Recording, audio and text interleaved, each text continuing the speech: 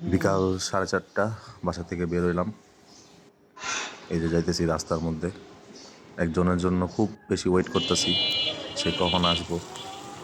হ্যাঁ, তারপরে সে ফোন দিয়া বললো তার বাসার সামনে যাইতেছি।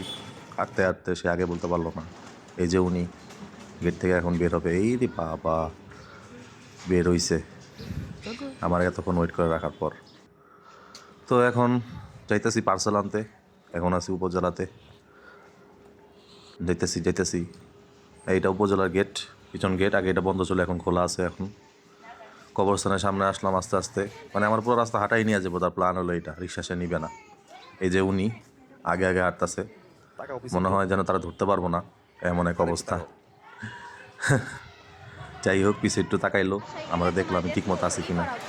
এখন এই মহিলা কলেজের সামনে মামুন ভাইয়ের দোকানের সামনে আসলাম, যেখানে পার্সেলটা আছে। তো মামুন ভাইকে দেখলাম ব্যস্ত আছে, মানুষজন অনেক। পার্সেলটা দেখাইলাম, কোডটা। সে দেখলো, অবশেষে বাইক করে পিসিতে বসলো।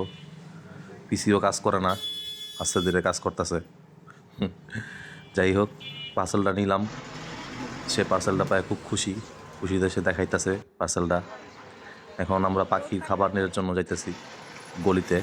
এই যে উনি আবারও আমার সামনে তাড়াতাড়ি দৌড় দিতেছে পার্সেল নিয়ে, কি না কি জানিয়ে আছে। তো আপনারা অনেকেই ভাববেন হয়তো পার্সেলটা কি আছে। তেমন কিছু না, একটু পরেই বুঝবেন পার্সেলে কি আছে। আস্তে আস্তে ভিডিওটা দেখেন, তখন বুঝতে পারবেন। এখন আমরা পার্সেলটি খুলবো আস্তে আস্তে। খুলতেছে। ভিডিওটা টাইনা দেওয়া হয়েছে, অনেক বড় ভিডিও তো। এই যে এটা হলো